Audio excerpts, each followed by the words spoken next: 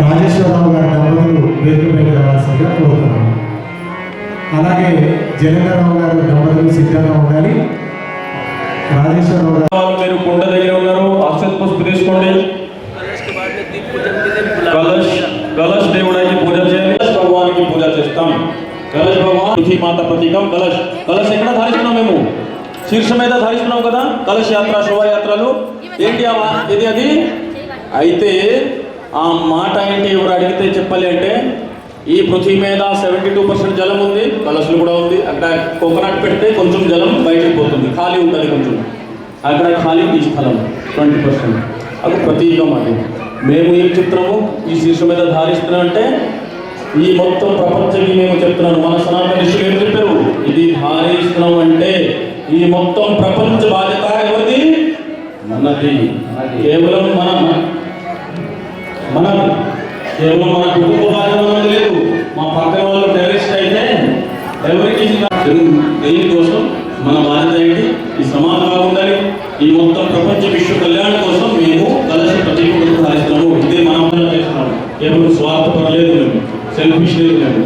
Okay, ఈ దీనికోసం ఆలోచన చేసి ఈ ప్రపంచ ధరమాతకి బాధ్యత, వీరికి సురక్ష కోసం అయ్యా స్టేజ్ కలశ పూజలు పెళ్లి ఆయన అలాగే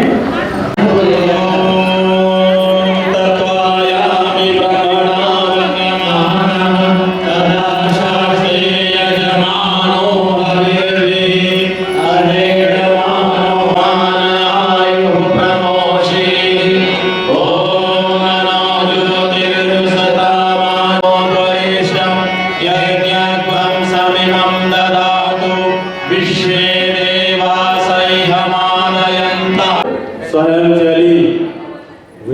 గెస్ట్ వస్తే ఫోన్ స్విచ్ ఆఫ్, లేదంటే మేము లేము ఇలాగా ఆమోదం చెప్పరు గెస్ట్కి. ఇలా చాలా న్యూక్లియర్ అయిపోయారు అందరూ. గెస్ట్ వస్తే చాలా బాధ అవుతుంది కదా, ఎవరు చేయాలి గెస్ట్ కోసం?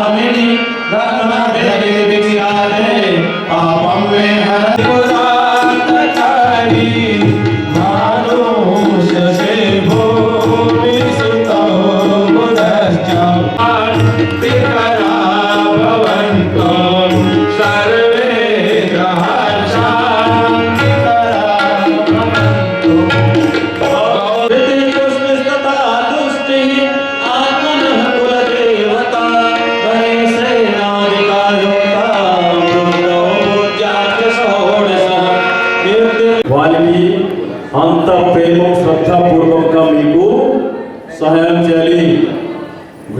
గెస్ట్ వస్తే లేదంటే మేము లేము ఇలాగా ఆమోదం చెప్పరు గెస్ట్కి. ఇలా చాలా న్యూక్లియర్ అయిపోయారు అందరూ. గెస్ట్ వస్తే చాలా బాధ అవుతుంది కదా. మీరు ఇలాగా దేవుడికి గెస్ట్ కోసం ఆలోచన చేస్తే, మన వేదంలో ఒక మాట ఉంది, అతిథి దేవుడు చేయలేదు అంటే. ఇప్పటి నుంచి గట్టిగా చెప్తున్నాను, అఖిల విశ్వ గాయత్రి పరివార్ శాంతి కుంజ్ హరిద్వార్ వారి నిర్వహణలో చెప్పండి. ఇందాక సోదరుడు చెప్పారు, మనం ఇంటిలో పులి, బయట పిల్లి. ఎవరు ఏమన్నా భయపడతాం, కానీ ఇంట్లో మాత్రం పులి. అట్లా ఉండకూడదు. ఇంట్లో ఎక్కడున్నా బయట మాత్రం పులి అలా ఉంటాయి. భారత్ మాతాకి, భారతీయ సంస్కృతికి, గాయత్రి మాతాకి, గంగా మాతాకి, గో మాతాకి, सब संतन की, सब भक्तन की, आज की आनंद की.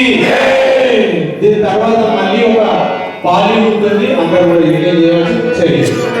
అఖిల విశ్వ గాయత్రి పరివార్ శాంతి కుంజ్ హరిద్వార్ వారి నిర్వహణలో తెలంగాణ ప్రాంతంలో ఎక్కడెక్కడ గాయత్రి పరివార్ ఉన్నదో అక్కడ అన్ని గ్రామాల్లో చేస్తూ ఇక్కడికి ఈరోజు ఇక్కడికి రావడం జగిత్యాల పట్టణానికి రావడం జరిగింది.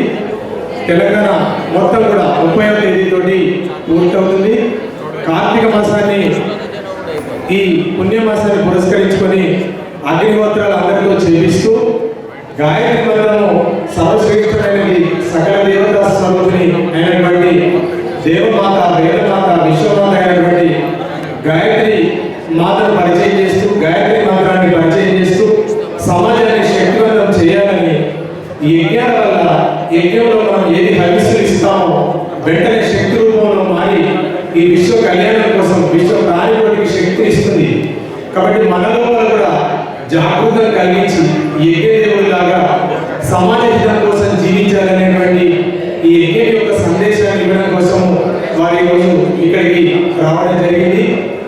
అందరూ కూడా ఒకసారి రష్యా వాళ్ళు చెప్పారు, భారతదేశానికి వాజ్పేయి గారు రాకముందు మన దగ్గర అణ్వాయుధాలు లేకుండే.